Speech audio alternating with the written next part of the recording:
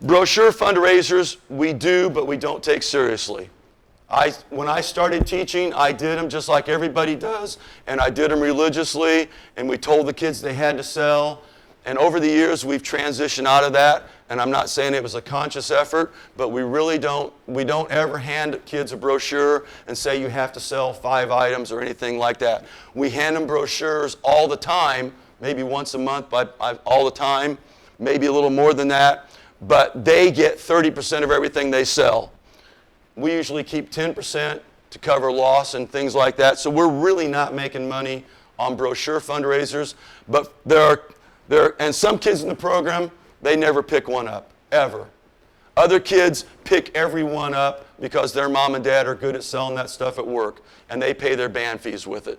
So our brochure fundraisers are basically to help the kids. Last year, about a year ago now, I noticed that George Hopkins was posting every day on Facebook who was paying for the cadets' meal that day. And I said, there's an idea. So we started in on it too. And by the time last school year was done, we had every meal the kids ever ate paid for. That was bad English, wasn't it? Yes, it was. Churches in town got together, and every Saturday of marching season, a different church provides lunch for the kids. And then we started the program just like George was doing with the cadets, and we ended up getting alumni and parents and sponsors, and the kids basically get every marching contest, winter art contest, etc., the kids get a lunch, and then they get, if it's a long day, they get another meal at the show and a snack afterwards. Every party, every celebration, every state finals program, every awards night, every bit of food we served last year was paid for by somebody else. And that helps us because back a few pages earlier, that used to be budgeted into that $300 band fee that the kids paid. And so by getting all these donations, we're saving a little money there. And the people love doing it. Just like Gary was talking a minute ago, we hype the living snot out of it on social media. Every Saturday of marching season or whatever, as we're serving that meal, someone's there taking pictures and putting it on Facebook and thanking those people. And the alumni, my kids aren't very good at this yet. I got to beat them for this one. But the alumni love to come and serve the meals at a contest. They love to meet you at a show and pass out the food. I got to get our students to be better at thanking the alumni and hanging out with the alumni, but that's always something to do. We have never bought a flag. We make all of our own flags. Ruth Ann says that probably saves us $20 to $30 per flag, and usually in a show we use 3 or 4 different ones. If you come to Northview in the fall, every night, 3 or 4 nights a week, there's sewing tables set up in the hallway, and there's parents working constantly. Anything like plumes, we figured out with a dowel rod and some boa feathers, you can make your own plumes. You don't need to buy $20 plumes. Sorry, Gary. We have uniforms that you can wash in the washing machine. We used to get them clean. We used to get them professionally cleaned 2 or 3 times a year. Now we get them clean for state championships, and that's it. We do all the rest of it ourselves. We build every prop we can. We don't buy anything. We finally broke down and actually bought the sound cart that the amps and everything roll on. We had used our own homemade one for 10 years. And then the next thing, we sell everything. The night of state finals, we get back from state finals usually at 2 or 3. We go in the auditorium, we watch the thing on the video, we say nice things about each other, we hug each other one last time, and then we go to the cafeteria and we sell every prop or anything we can. Whatever prop, whatever flags, anything that we use in that show, we try to get some money out of, and the kids love it. This past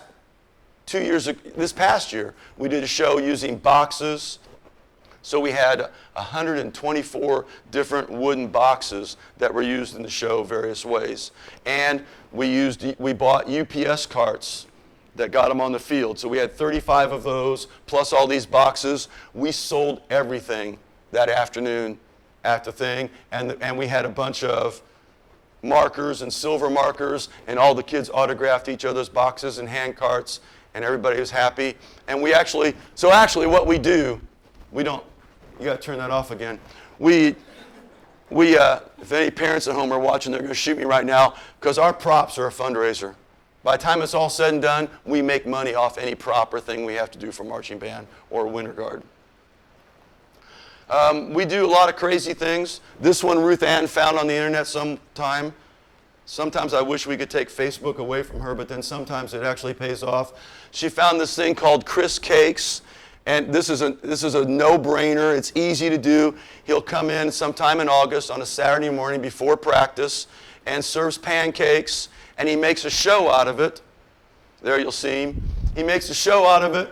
He flips them. You stand back here about 6 or 8 feet and tell him how many you want. He gets them on the griddle and throws them up in the air, and you try to catch them on your plate. And if you miss one, he gives you more.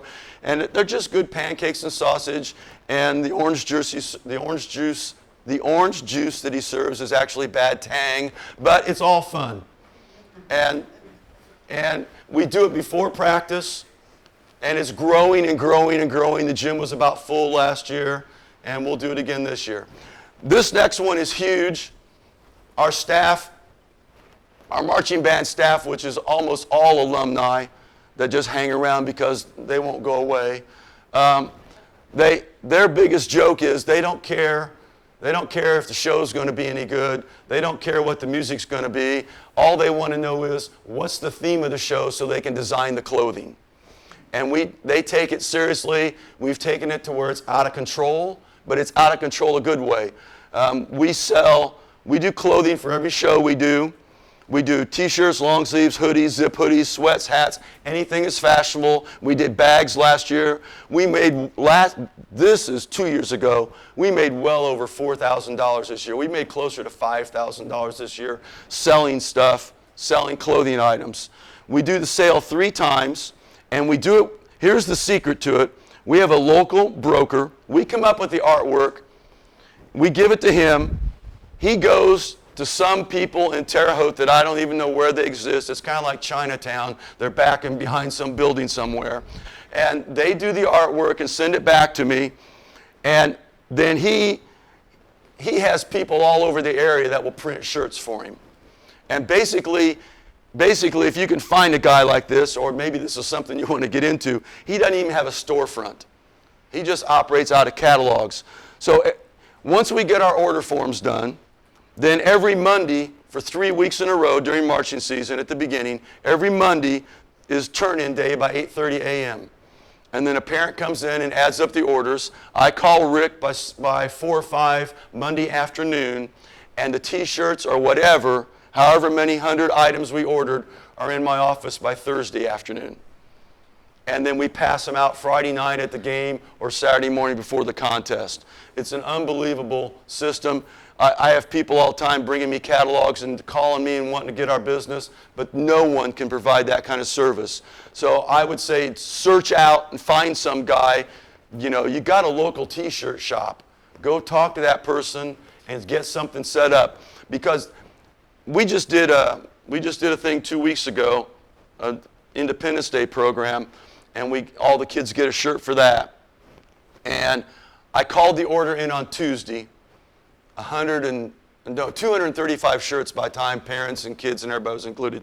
235 shirts, I think. I called it on Tuesday. He was going to deliver it Thursday afternoon. Wednesday morning, I looked on my desk, and there were a bunch of orders I'd missed. And I called Rick and said, okay, Rick, I've screwed up. I just missed 40-some orders. And he goes, no problem. We're printing them right now. They printed them. They added them. They're there. And I tell you that because these T-shirt guys might make it sound like it's some big thing, but they whip them out. And they can do it spur of the moment, and they can take care of you. So make friends with a T-shirt person, and you can make some money just selling stuff. There's one of our, this was 2 years ago. Sorry, I'll get my